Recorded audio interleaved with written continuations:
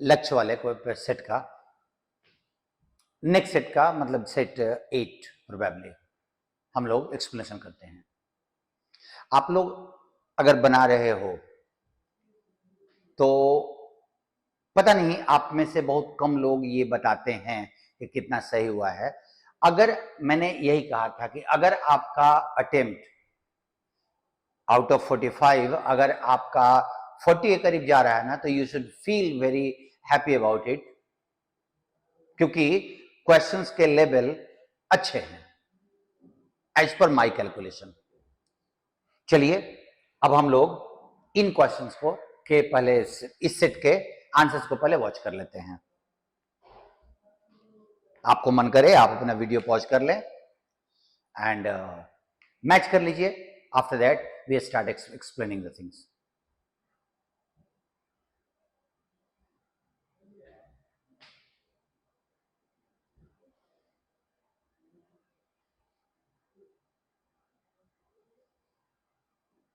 Let's start.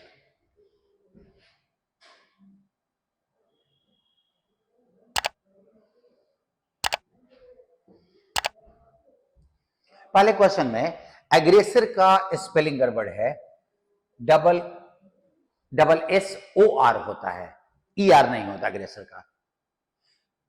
Pathological, pathology बीमारी से जुड़ा हुआ, पैथोलॉजिकल मतलब बीमार टाइप का, एक्सप्लॉयटर शोषण करने वाला, एक्विजिटिवनेस एक्वायर का ये एक और नाम, एक्वायर का ये नाउन है, एक्विजिटिवनेस। स्पेलिंग देख लीजिएगा, कभी जरूरत पड़ सकती है। आप इसको देखो, आपके पास दो जगह पे डी और बी आपस में एकदम कनेक्शन बैठा रहे हैं। If it can earn 5% interest, क्योंकि यहां पे लगा हुआ कन्वर्सली इसके उल्टा, तो पहले डी आएगा उसके बाद बी आएगा। डी भी यहां नहीं है, डी और बी यहां नहीं है, डी और बी यहां नहीं है। मुझे नहीं देखना था, हो सकता है कि सी आपको, और इसका फर्स्ट सेंटेंस भी बहुत आसान था। The theory of discounting the future is very simple. A rupee received today is worth more than a rupee received tomorrow. आज अगर 1 रुपया हम प्राप्त करते हैं तो वो कल के 1 रुपये से ज्यादा मूल्यवान होगा। कितना, वो आगे का पूरा कैलकुलेशन बताया था। Next please. अब यहां पे एक भटकने का चांस ये है कि हम विल को देखेंगे, आई को इधर ले आएंगे, बाई मी को आई को ले आएंगे, तो ये दिमाग में आएगा। लेकिन आप ध्यान रखना कि यहां पे फॉरगेट नहीं लिखा हुआ, फॉरगॉट लिखा हुआ है। फॉर आंसर में तो फॉरगेट होगा ना। सो ऑप्शन नंबर बी अगर आपका ऐसे होना नहीं चाहिए, अगर आपका टिक हुआ है तो वो स्लिप ऑफ विजन हुआ है। चलिए, विविड का सिनोनिम पूछ रहा है और वो तो क्लियर होगा। एम्बिगुअस मतलब डाउटफुल होता है। कैटेगोरिकल एकदम अस्पष्ट के सेंस में, मतलब उसने एकदम to the point, pin pointed, उसको कैटेगोरिकल बोलते हैं। All care is futile, futile का उल्टा यूजफुल होगा ना, फ्यूटाइल का मतलब निरर्थक होता है। His promotion is on the cards. On the cards का मतलब संभावित है, हो सकता है, and that is probable. Certain नहीं, संभावित, about to happen, जिसके होने की संभावना है। 7 नंबर में आप देखिए, यही जाएगा ना। प्लीज लगा हुआ है, requested is wife.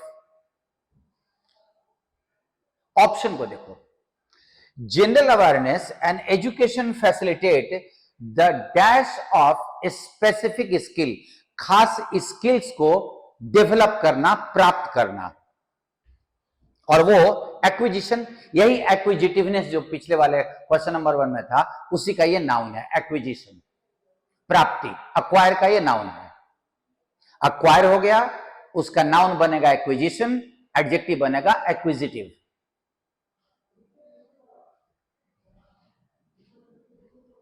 Next question, you are requested to permit him, तो you are requested to please का ही ना एंड पैसिव वॉइस में इस्तेमाल करते हैं। समटाइम्स, समटाइम्स का ऑफ एंड ऑन, रुक रुक कर, कभी कभार।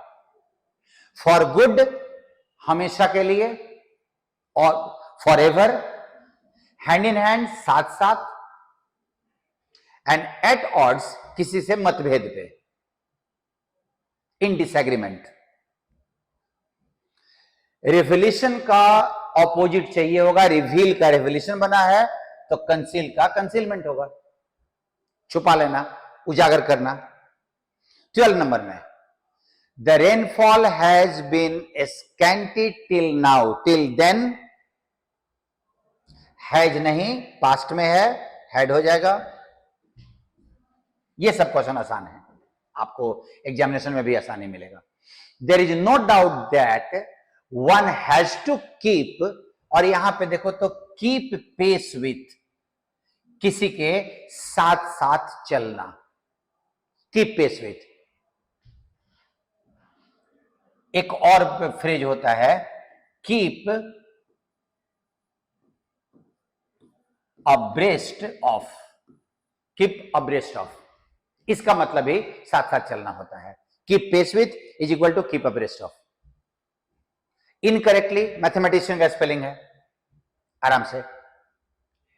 इसमें देखो, इस सेंटेंस में चौथे पे नजर डालो, but most of all it is a time to gear up, लेकिन सबसे ज्यादा जरूरी है कि यह समय है कि हम गियर अप करें।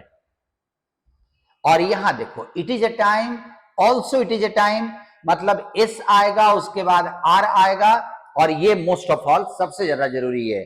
तो एस और आर एक साथ है, तो तुम्हारा यहां पे, बाकी के दो ऑप्शन पे देखने भी नहीं है। सेंटेंस अरेंजमेंट में यही चीजें काम करनी है, सेंटेंसेस का आपस में कनेक्शन देखना है। डी तुम्हारा पहला होगा, सब में दिया हुआ है। अब देखो जरा, she was very good at that, उसमें वो बड़ी बहुत निपुण थी। गुड एट का मतलब होता है स्किल्ड। अब किस में, तो निडल वर्क, सी के साथ ए आएगा, कैंसिल, सी ए सी यहां दे दिया है, सी ए। अब डी के बाद आप जरा देखो कि वो अपने घर में लोनली थी, तो उसके बाद बी डालोगे ना, she set all day in a little room of the main drawing room, she would sit on the rug and do needle work। तो डी के बाद तुम्हारा बी जाने का है, सो आंसर इज,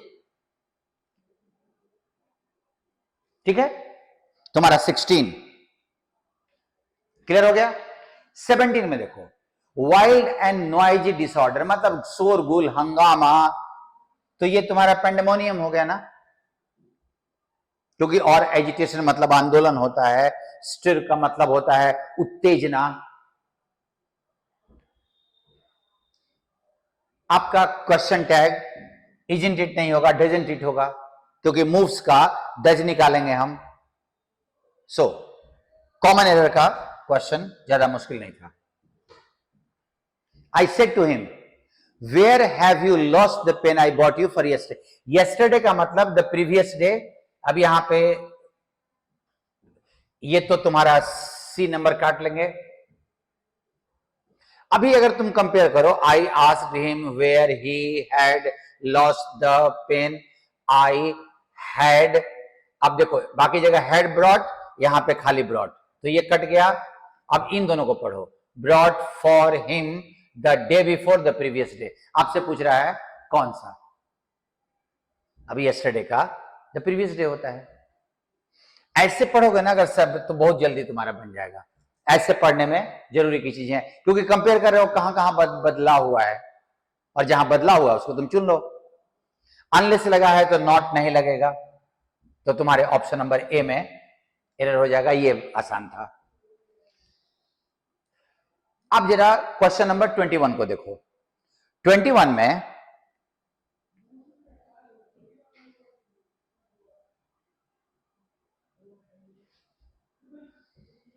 जरा आप देखिए, it means our democracy is a phony kind of democracy.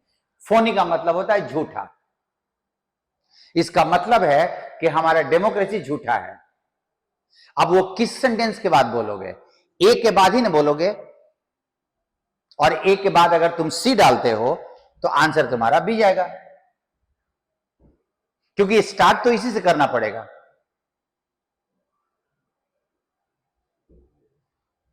ठीक है, स्टार्ट तुमको वहीं से करना होगा।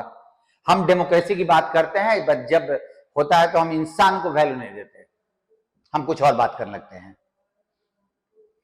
तुम्हारा ए जरा देखो तो फर्स्ट सेंटेंस है या नहीं। वेदर को फोरकास्ट करना बहुत डिफिकल्ट बिजनेस है। हमने ए लिया तो आपका आंसर में अब जरा देखो,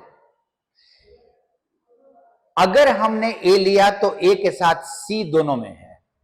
सी में लिखा हुआ है many different things affect the weather and we have to study them carefully to make an accurate forecast. Accurate forecast करने के लिए सारे फैक्टर्स को देखना पड़ेगा, और उसके बाद तुम नजर डालो इस सेंटेंस पे, ancient Egyptians had no need of this. Egyptians को ये काम करने की जरूरत नहीं थी, मतलब सारे फैक्टर्स को, तो तुम्हारे सी के बाद डी आएगा। फोरकास्टिंग यहां आ गया और ये फोरकास्ट करने की जरूरत नहीं थी। सो तुम्हारा आंसर अगर सी के बाद डी जा रहा है तो तुम्हारा सी जाएगा आंसर। एक अच्छा question, 8 scientist have dash the national award. Bairstow, confer, award को देना होता है और यह होता है मिलना, जीतना। बैग्ड मीन्स जीतना, कन्फर और बेस्टो का मतलब किसी को अवार्ड देना, और 8 साइंटिस्ट को अवार्ड मिला है। This article tries to dash us with the problems. Problem से कन्विंस नहीं करेगा, अक्वेंट परिचय कराएगा ना, इंट्रोड्यूस करेगा ना उसको। अक्वेंट समवन विथ समथिंग, किसी को किसी से परिचय कराना। तुम्हारे आप 25 number question, quietly G C, we are being watched. ये भी बहुत बार पूछा है, सिरेमिक्स होता है ना, art of making pots bricks with clay, ceramics उसको बोलते हैं। और कोई वर्ड उसमें बहुत ज्यादा इंपॉर्टेंट नहीं है। तुम इस क्वेश्चन में देखो, अब इस क्वेश्चन में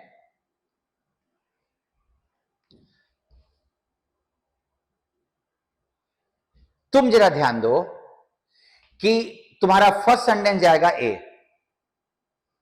we are living in an age in which technology है सडनली एनिलेटेड। हम एक ऐसे एज में रह रहे हैं, तो तुम्हारा डी तो जानिएगा, we have never been conscious of our variety, अभी वो नहीं जाने का है। इंट्रोडक्शन यहां है। अब इस इंट्रोडक्शन में अभी आप जरा ध्यान दो कि इस इंट्रोडक्शन के बाद आप किसको पहले रखोगे, बी को या सी को? क्योंकि यहां पे दिया हुआ है बी के साथ डी और यहां पे दिया हुआ है सी के साथ बी। जरा ये देखो, how are we going to react, हम कैसे रिएक्ट करेंगे। Physically we are now all neighbours, but psychologically we are still strangers to each other. और ये तुम्हारा रिएक्शन है, हम कैसे रिएक्शन दे रहे हैं। क्यों स्ट्रेंजर्स हैं? क्योंकि आज तक हमने कभी इतना वैरायटी नहीं देखा था, टेक्नोलॉजी के चलते इतनी वैरायटीज दिख रही हैं हमको। डन? ये क्वेश्चन थोड़ा सा कंफ्यूजिंग था। It took a long time for him to realise. देखिए, व्हाट वाज ट्रूथ, पहला तो ट्रूथ के पहले द लगना चाहिए, दूसरा के सेंटेंस इंटरोगेटिव नहीं है, तो व्हाट के बाद वाज नहीं लगेगा। इंटरोगेटिव होता तो अंतिम में फुल स्टॉप नहीं आता, क्वेश्चन मार्क आता। सो आपका ये ऑप्शन भी इंटरोगेटिव का स्ट्रक्चर है, व्हाट द ट्रूथ वाज, यही आपका सेंटेंस होगा। क्योंकि सेंटेंस इंटरोगेटिव नहीं है तो WH के बाद ऑक्सिलरी वर्ब को हम नहीं लगाएंगे। इस सेंटेंस को देखो, ये फिलर बड़ा अच्छा था। The main purpose of having a dash of ration depot through out the country. अब राशन डिपो का क्या necessity, of variety of, many, अलग अलग तरह के विविध ration depot, multitude, a multitude of, और मल्टीट्यूड के पहले ए नहीं लगता। सो एक राशन डिपो का पूरा एकदम जाल बिछाना, तो वो तो नेटवर्क को ही इस्तेमाल करते हैं ना। अब आप क्लोज से देखिए, the spectre of growing cyber threat demands change in the dash of users of system. जो सिस्टम को यूज करते हैं उनके इस चीज में बदलाव होना चाहिए। आप जरा सोचिएगा, उनके एटीट्यूड में बदलाव होना चाहिए। अभी आप देखो, डिसीजन में बदलाव, फीलिंग में बदलाव, साइबर थ्रेट है ना, खतरा है। लुकआउट, लुकआउट का मतलब होता है, लुकआउट एक साथ होना चाहिए था तो ये पॉइंट ऑफ व्यू हो जाता। लुक आउट अकेले अकेले का मतलब देखो, सावधान हम किसी को करते हैं, look out there is a snake, सावधान करने के लिए लुकआउट अलग अलग करते हैं। एटीट्यूड में बदलाव होना चाहिए। A proactive approach to investment in hardening system, system को हम मजबूत बनाएं। Better training dash computer security practice, computer security practice में बेटर ट्रेनिंग होना चाहिए। इनटू नहीं, इनटू फंक्शन के लिए, एक्शन के लिए हम करते हैं। हम इसमें कंप्यूटर ट्रेनिंग, बेटर प्रैक्टिस चीजों को डेवलप करें। And careful engineering of things to be connected to network, network में केयरफुली हम इंजीनियरिंग टेक्नोलॉजी का इस्तेमाल करें। Almost certainly it would dash that certain critical computers and controls are unhooked। certainly इसका अर्थ यह होगा कि हमें कुछ इंपॉर्टेंट कंप्यूटर्स को नेटवर्क से अलग करना होगा, फ्रॉम द नेटवर्क, अनहुक करना होगा। हुक मतलब जोड़ा हो, जोड़ना नहीं। इसका परिणाम यह होगा, रिप्रेजेंट प्रतिनिधित्व नहीं करेगा, विशेषता नहीं होगा, प्रोड्यूस नहीं करेगा। उसका परिणाम यह होगा, अगर हम ये करते हैं तो इट वुड मीन, इसका परिणाम होना, इट वुड रिजल्ट इनटू, वही मीनिंग का मतलब, it would mean that certain critical computers and controls are unhooked from the network. और क्रियाकलाप जो हम लोग बोलते हैं ना, practices, a practice known as air gapping, और इस प्रैक्टिस को हम लोग एयर गैपिंग बोलते हैं, जब कुछ इंपॉर्टेंट कंप्यूटर्स को हम ग्रुप से अलग रखते हैं। अब क्वेश्चन देखिए, पैसेज नंबर 1 का, कौन सा स्टेटमेंट सही नहीं है?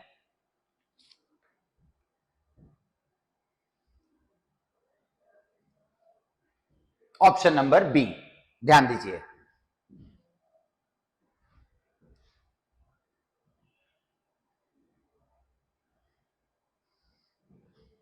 It could not back up because humpback cannot swim backwards। सिर्फ हम्बैक वेल्स बैकवर्ड स्विम नहीं कर सकती, सारे वेल्स के साथ यह लागू नहीं होता। बाकी वेल्स, यहां पे मतलब बता रहा है कि इस वैरायटी का, इस स्पीसीज का जो वेल होती हैं वो नहीं, वो वापस तैरती। और यहां लिखा हुआ है सारे वेल बैकवर्ड स्विम नहीं कर सकती। जहां पे एक्सीडेंट साइट हुआ था वहां के बारे में कौन सा स्टेटमेंट सही नहीं हो सकता? और ऑप्शन नंबर सी देखो तो लिखा हुआ है कि वहां पानी बहुत कम था, छिछला होता है, सैलो का मतलब। और आप जरा सोचो कि जहां पे 100 किलो का चेन 186 मीटर कोई की nylon rope and 30 ton 3000 kilo की वेल तैर रही थी, वो पानी छिछला कैसे हो सकता है? आप सोचिएगा, वो छिछला तो नहीं हो सकता। और बाकी का आपको मिल जाएगा, बाकी का आपको आराम से मिल जाएगा। कौन सा स्टेटमेंट ट्रू नहीं अकॉर्डिंग टू द पैसेज? और अकॉर्डिंग टू द पैसेज जरा आप ध्यान दीजिए, ये बोल रहा है कि जो डाइवर्स थे जिनको बुलाया गया था वेल के जाल को काटने के लिए, वो वहां के मछली पकड़ने वाले थे। नहीं, अगर वो मछली पकड़ने वाले थे तो जिस समय में जाल में फंसी तो वो डाइवर्स तो वहीं पे, वो मछली पकड़ने वाले तो वहीं पे थे, वो तो तुरंत काट दिए होते। लेकिन डाइवर्स को बुलाया गया, वो 1 हफ्ते तक वैसे ही फंसी रही। गेटिंग? सो वो लोकल लोग नहीं थे वहां के। एंड क्वेश्चन मैंने पूछा है कि ये बाउंड खोजना मत, बाउंड के मीनिंग का कौन सा वर्ड पैसेज में लगा हुआ है, ये तुमको सब दिखाई पड़ेगा।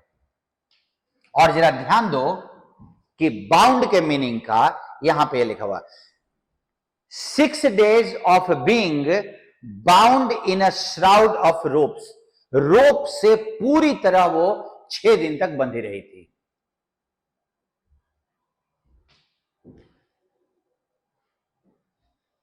सॉरी, क्योंकि आप अभी देखो तो स्नेयर मतलब जाल होता है, श्राउड मतलब कफन होता है, चग मतलब वो चलना होता है एक खास स्टाइल से।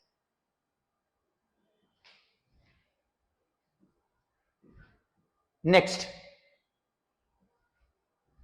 क्वेश्चन देखिए, क्वेश्चन नंबर 38 में आपसे बोला गया है कि at the national level with passage of समय बीतने के साथ the effects of which of the following are being felt. किसका प्रभाव अब लोग महसूस कर रहे हैं?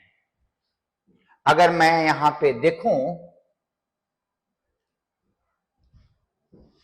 इस पार्ट को तुम देखो, the environmental imperative can no longer be ignored. अब इसको इन्वायरमेंट को अब इग्नोर नहीं किया जा सकता। Today at an international age an international issue it is the second only to disarmament. ये शस्त्रों को हटाने के बाद सबसे इंपॉर्टेंट यही इशू है। और उसके आगे nationally the developmental consequences of environmental neglect are increasingly obvious. कि हम डेवलपमेंट में एनवायरमेंट को नेग्लेक्ट कर रहे हैं, ये एकदम ऑब्वियसली महसूस हो रहा है। सो तुम्हारा answer clearly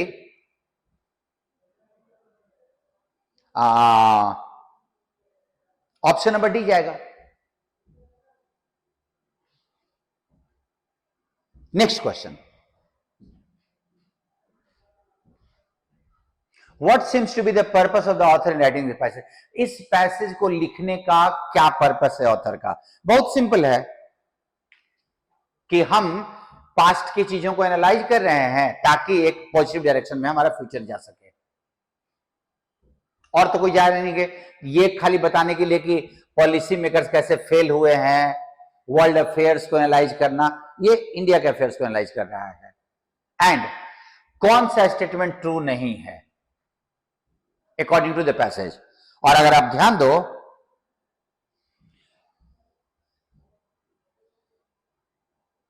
option number A को पढ़ो, और ये मैं आपको दिखाता हूं।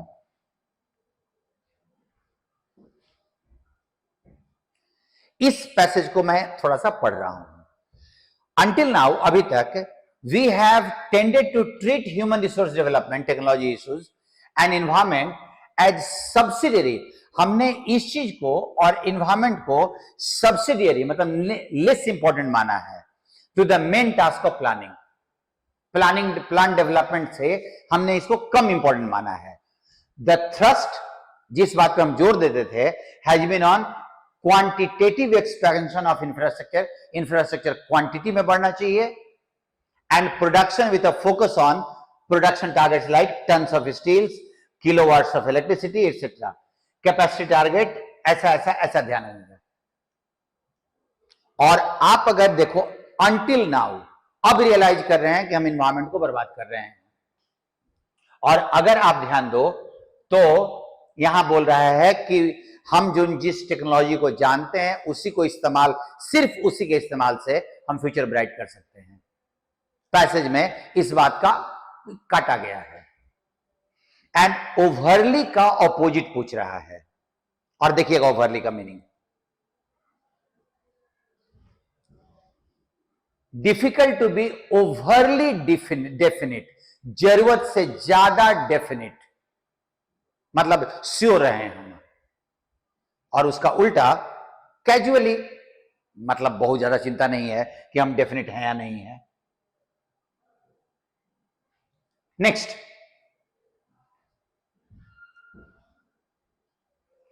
इंडिया का in what respect is India employed to be superior to all the, और वो तो कंप्रीहेंशन के पहले ही सेंटेंस से मिल गया है ना।